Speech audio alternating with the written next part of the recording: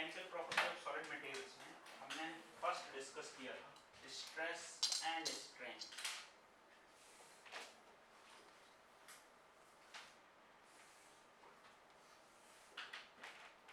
Then next stress strain curve पढ़ा था हमने।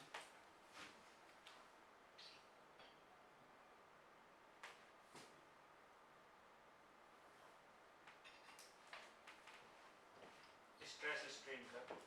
देन स्ट्रेस स्ट्रेन कर्व के बाद हमने कुछ वायर, रॉड और लीनियर ऑब्जेक्ट में किस टाइप से इलोंगेशन होता है वो सीखा था। That was linear property of the solid materials, Young's modulus का डिस्कशन किया, राइट।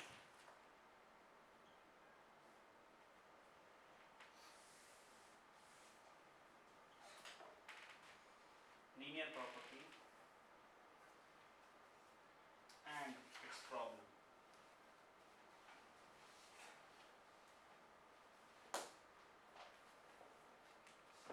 लीनियर प्रॉपर्टी बेसिकली हमने यहाँ पे यंग्स मॉडुलस का डिस्कशन किया था। अगर आप चाहो लीनियर प्रॉपर्टी को हटा के यंग्स मॉडुलस भी लिख सकते हैं। स्ट्रेस स्ट्रेन कर्व के बाद हमने यंग्स मॉडुलस का डिस्कशन किया था और ये सीखा था कि ये इलोंगेशन, लीनियर डायरेक्शन में इलोंगेशन के लिए रिस्पॉन्सिबल होता है material property, that is known as Young's. Area में जो चेंजेस हो रहे हैं, एरिया में चेंज होने के लिए या एरिया के थ्रू जो रेजिस्टेंस ऑफर कराया जा रहा है, for that modulus of rigidity was the proportional, जिसको हम शियर फेलियर के टर्म्स में डिस्कस करते थे, राइट। इसको लीनियर प्रॉपर्टी या Young's modulus and related problem भी कर सकते हैं।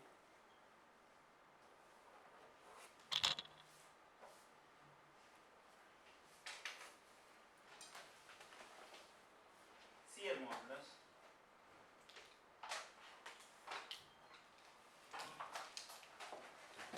शियर मॉडुलस और मॉडुलस ऑफ रिजिडिटी भी बोले थे।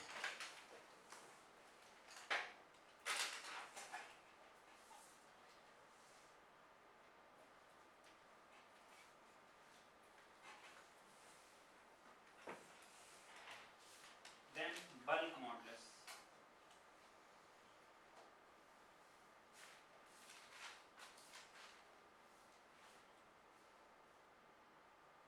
And related problem.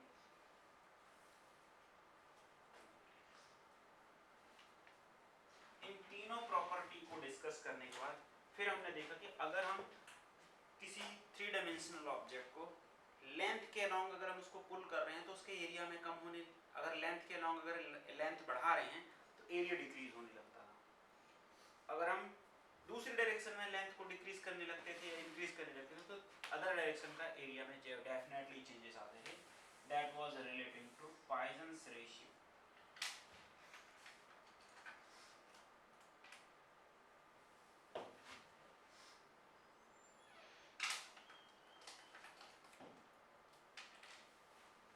Poisons ratio. Then Poisson's ratio के बाद फिर हमने डिस्कशन किया था इक्विवेलेंट स्प्रिंग का कॉन्सेप्ट।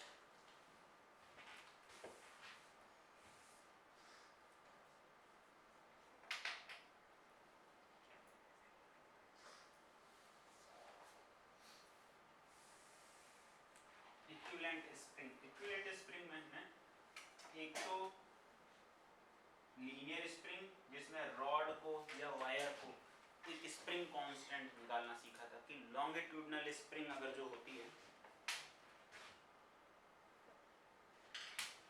लॉन्गिट्यूडनल स्प्रिंग, रॉड का स्प्रिंग कांस्टेंट या वायर का स्प्रिंग कांस्टेंट कितना होता है उसको हम लॉन्गिट्यूडनल स्प्रिंग कांस्टेंट बोलते हैं, राइट।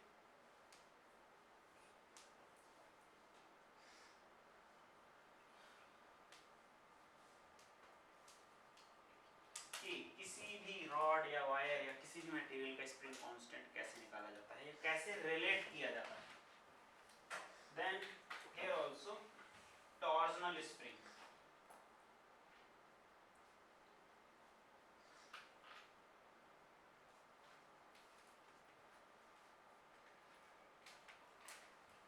का डिस्कशन। नाउ टॉर्जनल स्प्रिंग को डिस्कस करने के बाद work done and energy stored का डिस्कशन किया था कि जो जनरल हम वर्क एनर्जी चैप्टर में जो सीखते थे स्प्रिंग में स्टोर्ड एनर्जी तो अगर यहाँ पे रॉड एक स्प्रिंग की तरह बिहेव करने लगी तो change in length of the rod, और रॉड अगर एक स्प्रिंग की वजह से की तरह भी बिहेव कर रही है तो उसमें एनर्जी भी स्टोर हो गई होगी, right.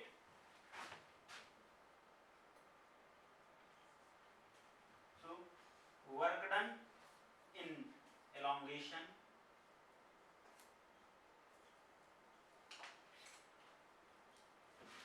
elongation and energy stored, work done and energy stored.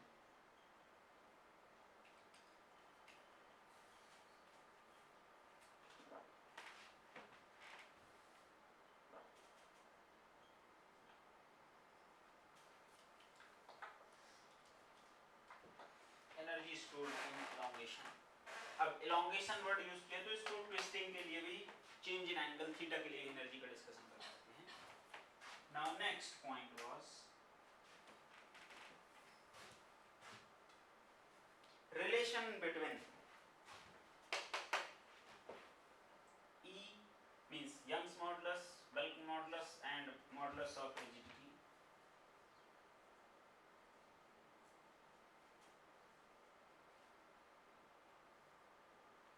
Relation among Y, G, B and Poisson's ratio. इन चार वेरिएबल्स में से हम सीखते हैं, चार में से अगर कोई दो पता है तो हम तीसरे को कैलकुलेट या बाकी के दो को निकाल सकते हैं. They all are related, they are not independent.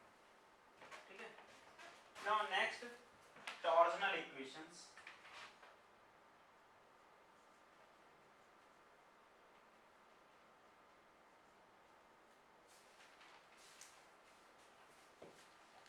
Torsional equation.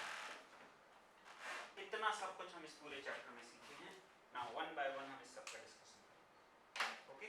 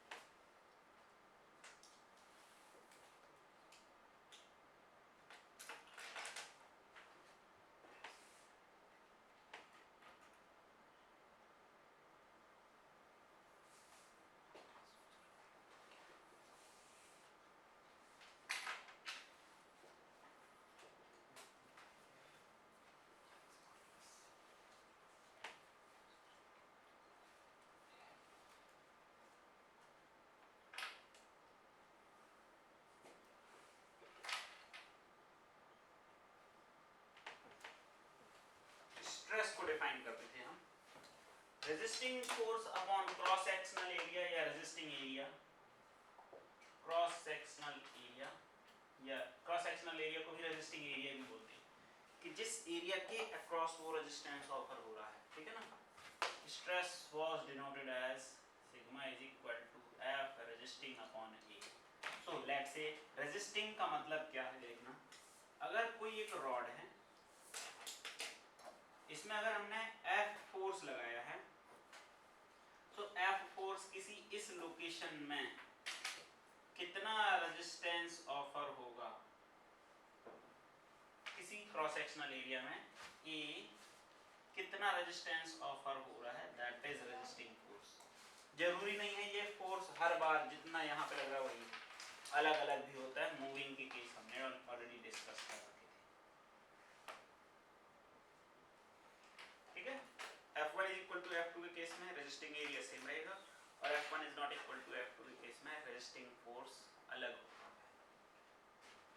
This was stress unit wise Newton पर मीटर स्क्वायर. अब मैं यूनिट नहीं लिखवा रहा हूँ. ठीक है. नाउ स्ट्रेस को हम हमेशा ऐसे लिखेंगे. तो स्ट्रेस बेसिकली किसी x लोकेशन पे या जहां पे रेजिस्टिंग एरिया या रेजिस्टिंग फोर्स अवेलेबल है उस लोकेशन पे रेजिस्टिंग स्ट्रेस, ये स्ट्रेस डिफाइन की जाती है. नाउ स्ट्रेन,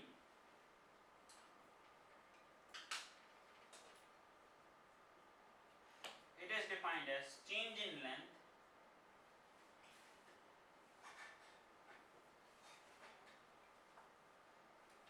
upon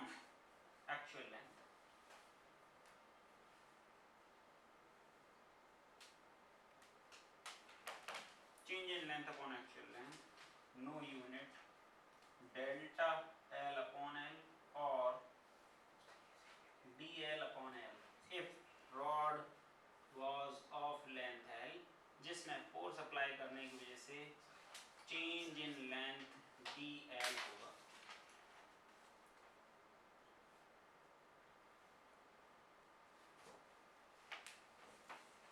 स्ट्रेन, ठीक है। तो now how they are related, इसका डिस्कशन हम करते हैं यंग्स मॉडुलस के टर्म्स में। एंड स्ट्रेस स्ट्रेन कर्व किसी ग्राफ के लिए कैसे रिलेटेड होता है, ठीक है। सुनो, अब इसमें हम बहुत सारे टाइप के क्वेश्चंस सॉल्व करते थे, जैसे ये क्वेश्चंस आप बना लेना, चाहे तो आप इसको घर में ही सॉल्व कर लेना या नोटबुक में एक बार जाकर देख लेना। When a body is hanging from the ceiling, इसका खुद का वेट कुछ होगा, लेंथ एल, किसी y हाइट पे कितना स्ट्रेस है, when weight of the body is w या मास m, एक रॉड है ना, रॉड को हैंग करा दिया, किसी y हाइट पे कितना स्ट्रेस है, टोटल एलोंगेशन dl कितना है, ये हमने कैलकुलेट किया हुआ है ना। नॉर्मल कोई रॉड है, उसमें दोनों साइड अगर सेम फोर्स हैं तो स्ट्रेस हर लोकेशन में F अपॉन A हो जाता है, such that cross sectional area is A, ठीक है, ये हो गई। एंड स्ट्रेन तो खैर कैलकुलेट हो जाएगी ना। अगर ऐसा प्रॉब्लम नहीं है, प्रॉब्लम कुछ ऐसा है, टेपर्ड,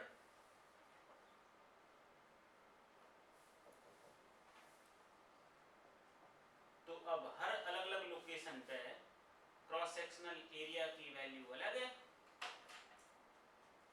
जैसे जैसे आगे जाएंगे क्रॉस सेक्शनल एरिया बढ़ते जा रहा है, stress eight location x, force तो सेम है लेकिन area at x is different, clear है क्या। नाउ नेक्स्ट, अगर ये फोर्स दोनों साइड से सेम ना हो,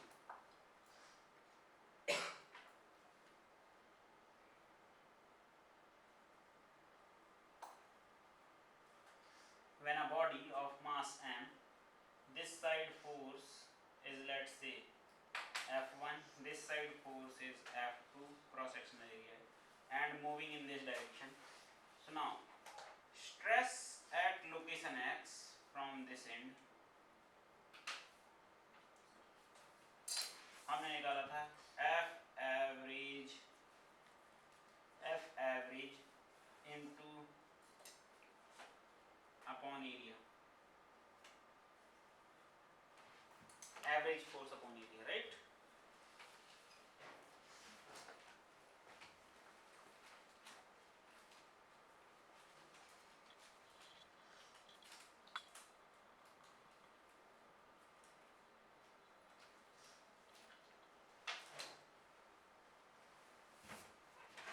average force upon area, average force, अलग अलग फोर्स जब होते हैं तो magnitude wise F1 plus F2 upon 2 के टर्म्स में निकालता, याद है।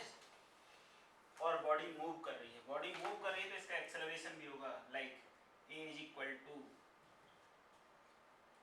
F1 minus F2 upon 2 means F1 minus F2 upon m, because net force की वजह से मूव करेगा बॉडी, तो ठीक है। तो हम कंसीडर कर रहे हैं F1 is greater than F2,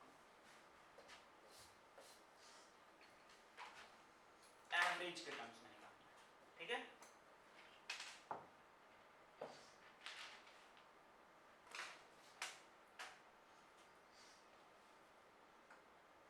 नहीं, आई थिंक एवरेज इसमें नहीं आएगा, एवरेज उसमें आएगा, टोटल लॉन्गेशन में आता है एवरेज, इसमें तो रेजिस्टेंस x लोकेशन पे जो फोर्स है उसके टर्म्स में आता है, एलोंगेशन में आता है, डेल्टा एल में एवरेज टर्म आता है, ठीक है ना। इस इसमें एवरेज टर्म आता था, that is F average total elongation into L upon A Y. इसमें आता था पूरी रॉड का टोटल लॉन्गेशन कितना होगा, इसमें तो एक्स लोकेशन पे जो कुछ फोर्स होगा वो रेजिस्टिंग फोर्स बनाते हैं, ठीक है। नाउ लीनियर प्रॉपर्टीज अगर अपन डिस्कस करें, यंग्स मॉडुलस, तो स्ट्रेस स्ट्रेन डायग्राम पे आना पड़ेगा, second heading stress strain curve.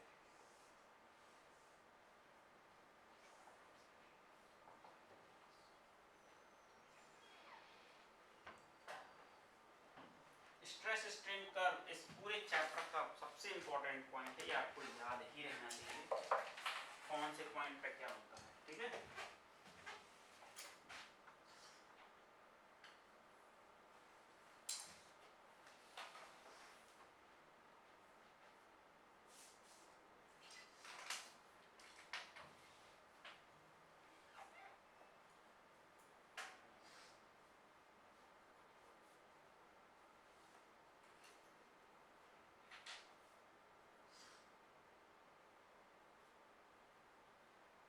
ये वाला पॉइंट मत बनाओ, इसमें पॉइंट मार्क करने पड़ेंगे। Point number 1, point number 2,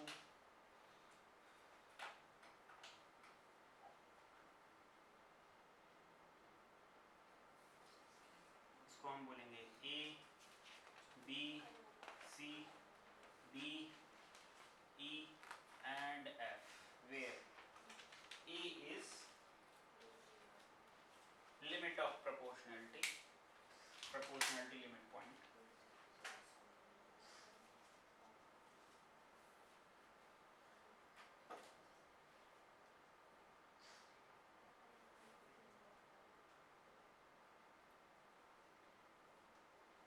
B is elastic limit point,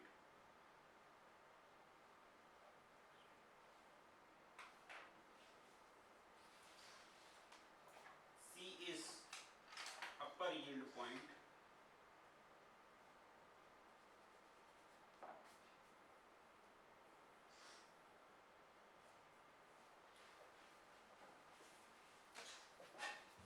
upper yield limit, D point is lower yield limit,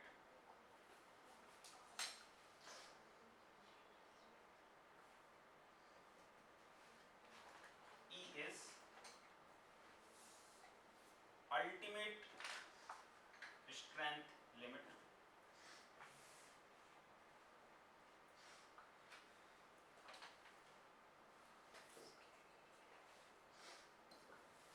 and F is failure limit.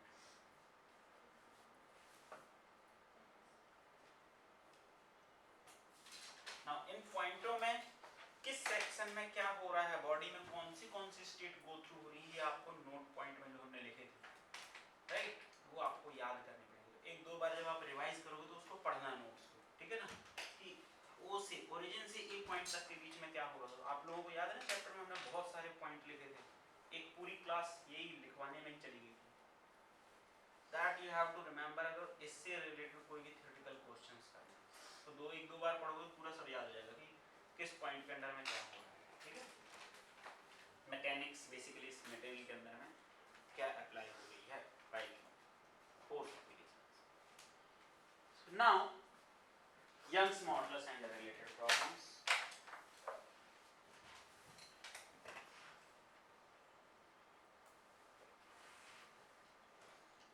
Curve को discuss करते हुए हम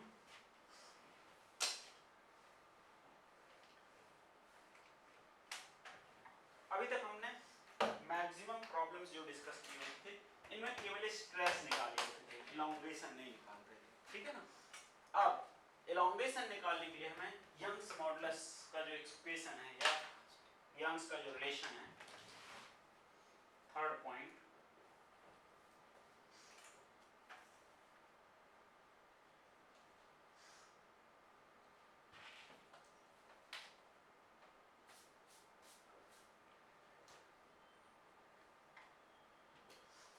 Young's modulus and related problems. ये क्या होता है, बेसिकली इसी को हम हुक्स लॉ भी बोलते हैं, also known as Hooke's law.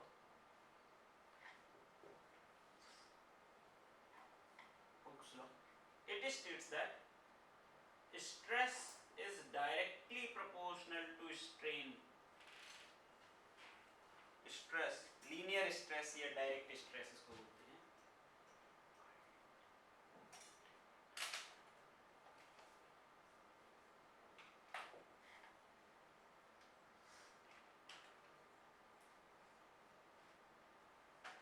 लेकिन ये कौन से टाइप की प्रॉपर्टी के लिए है? मैंने वो जो लीनियर वर्ड लिखवाया था वो यहाँ पे याद रखना है कि जो हुक्स लॉ है, हुक्स लॉ लीनियर प्रॉपर्टी के लिए है, यंग्स मॉडुलस फाइंड आउट करने के लिए। मॉडुलस ऑफ रिजिडिटी के लिए भी फिर ऐसे ही प्रोपोर्शनेट हम कराते हैं। And that proportionality constant is Young's modulus of elasticity which is known as material property. ठीक है, so now sigma is becoming force upon area, strain is becoming dl upon l, then it comes to be change in length हम निकाल सकते हैं like force upon area इन दोनों में put करा दें अगर, so change in length is equal to f into l upon a into y, and y being the material property।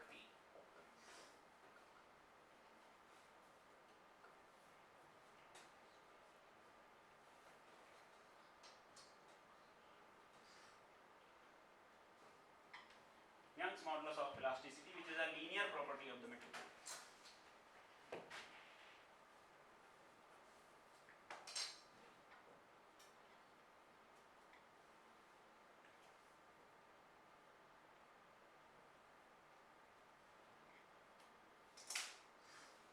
linear property of the solid materials। इससे हम निकालते हैं कि अगर F फोर्स अप्लाई किया है किसी मटेरियल पे, उसमें कितना चेंज इन लेंथ होगा डिपेंडिंग अपॉन व्हाट। ठीक है, सो नाउ किसी गिवन ऑब्जेक्ट के लिए ध्यान रखना, कई बार ये प्रोपोर्शनैलिटी में पूछ ली जाती है, L लेंथ के ऑब्जेक्ट में अगर F फोर्स लगाया गया है, क्रॉस सेक्शनल एरिया ए है, तो change in length dl is proportional to L proportional to applied force, also inversely proportional to cross sectional area, and everywhere that proportionality constant is coming, Young's modulus of elasticity of the material, that is material property। clear है? so वो इन कुछ में भी depend नहीं कर रहा, y is independent of all these parameters।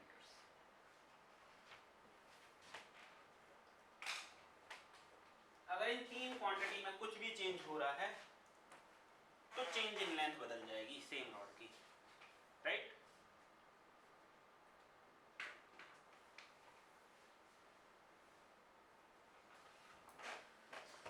Now इसके basis पे हम इन सारे प्रॉब्लम्स में चेंज इन लेंथ निकालते हैं।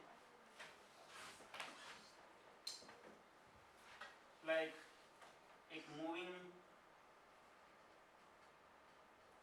रॉड का case F1 F2 when it is moving in this direction with acceleration a, change in length ये आता है F average के टर्म्स में, F average into L upon E and Y। इसी में हम निकालते हैं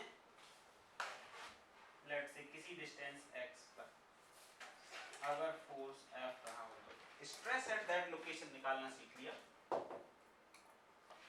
स्ट्रेस एट दैट लोकेशन निकालना सीख लिया। अब स्ट्रेन की हेल्प से चेंज इन लेंथ निकालना सीखिए अलग अलग सिचुएशंस में, हर केस में। यहाँ पे आप सारे प्रॉब्लम्स ऐड करा सकते हैं। Find out with the help of Hooke's law we can calculate. एक ये प्रॉब्लम हो गया, एक वो डिफरेंट क्रॉस सेक्शन एरिया वाला प्रॉब्लम हो गया, इसमें भी DL कैलकुलेट हो जाएगा। Everywhere we can calculate now change in length।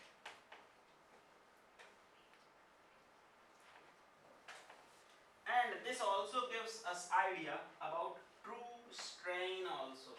true strain का हमने एक फॉर्मूला हमने डिस्कस किया था, you remember, if strain, engineering strain is defined as dl upon l at any location x, integration of that from initial length to final length, this comes to be E is equal to natural log of L from limit L initial to L final, and this comes to be true strain. True strain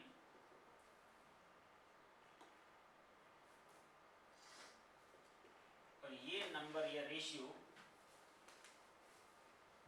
आ जाता है like strain which is L final minus L initial upon L initial के terms में, तो ये बन जाएगा L final upon L initial minus 1 means L final upon L initial is equal to 1 plus E put कर देते हैं, तो ट्रू स्ट्रेन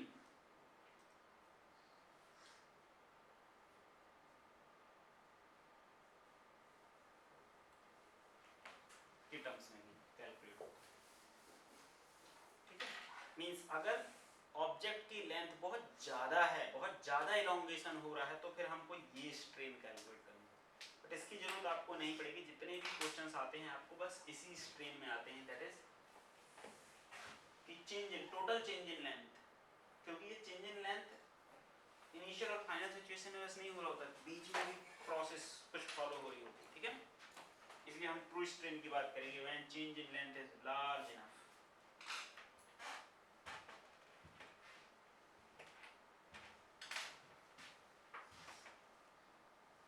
एंड फिर ट्रू स्ट्रेन से ही हम निकालते हैं ये जो इक्वेशन होता है, ग्राफ बनता है, इस ग्राफ का इक्वेशन को ट्रू स्ट्रेन के टर्म्स में ही लिखा जाता है, that becomes true stress is equal to sigma not into something, जिसको हमने n के टर्म्स में लिखा था, n not n e raised to the power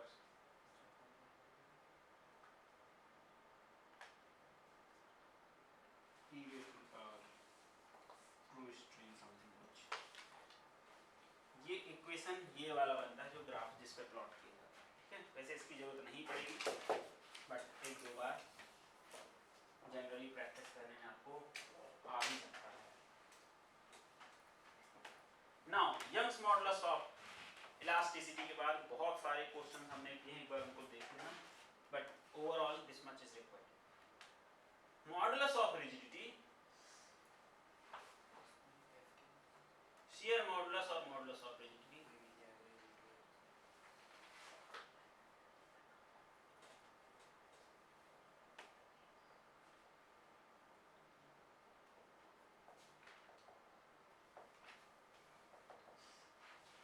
shear modulus